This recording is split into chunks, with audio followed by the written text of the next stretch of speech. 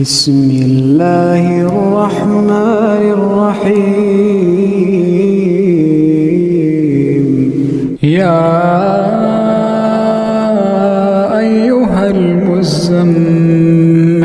قم الليل إلا قليلا نصفه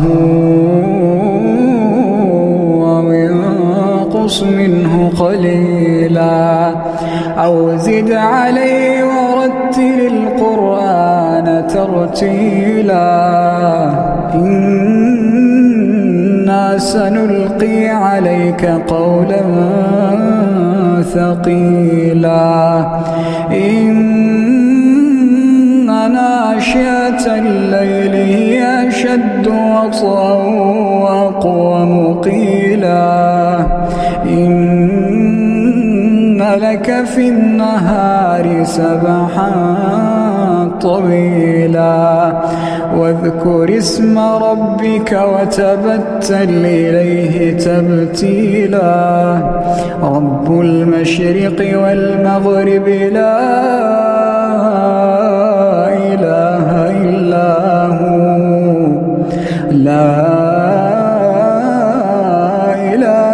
إلا هو فاتخذه وكيلا واصبر على ما يقولون واهجرهم هجرا جميلا وذرني والمكذبين أولي النعمة ومهلهم قليلا وذرني والمكذبين أولي النعمة ومهلهم قليلا إن لدينا أنكالا وجحيما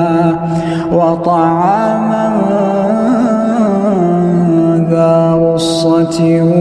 وعذابا أليما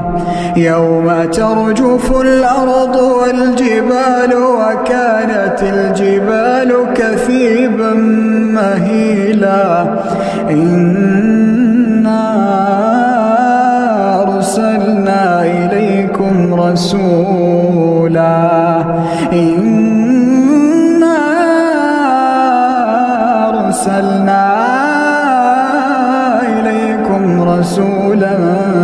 شاهدا عليكم كما أرسلنا إلى فرعون رسولا فعصى فرعون الرسول فأخذناه أخذا وبيلا فكيف تتقون إن كفرتم يوما يجعل الولدان شيبا السماء منفطر به كان وعده مفعولا إن هذه تذكرة فمن شاء اتخذ إلى ربه سبيلا إن ربك يعلم أنك تقوم أدنى من ثلثي الليل ونصفه وثلثه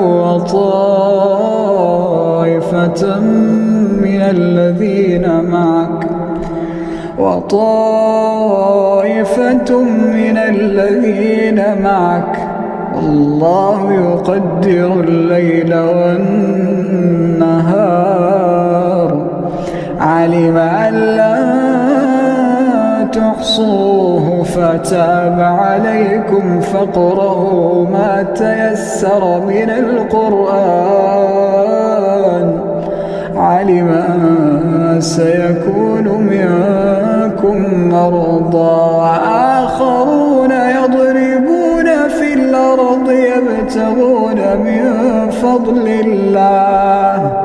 وآخرون يقاتلون في سبيل الله فاقرؤوا ما تيسر منه وأقيموا الصلاة وآتوا الزكاة وأقرضوا الله قرضا حسنا وما تقدموا لأنفسكم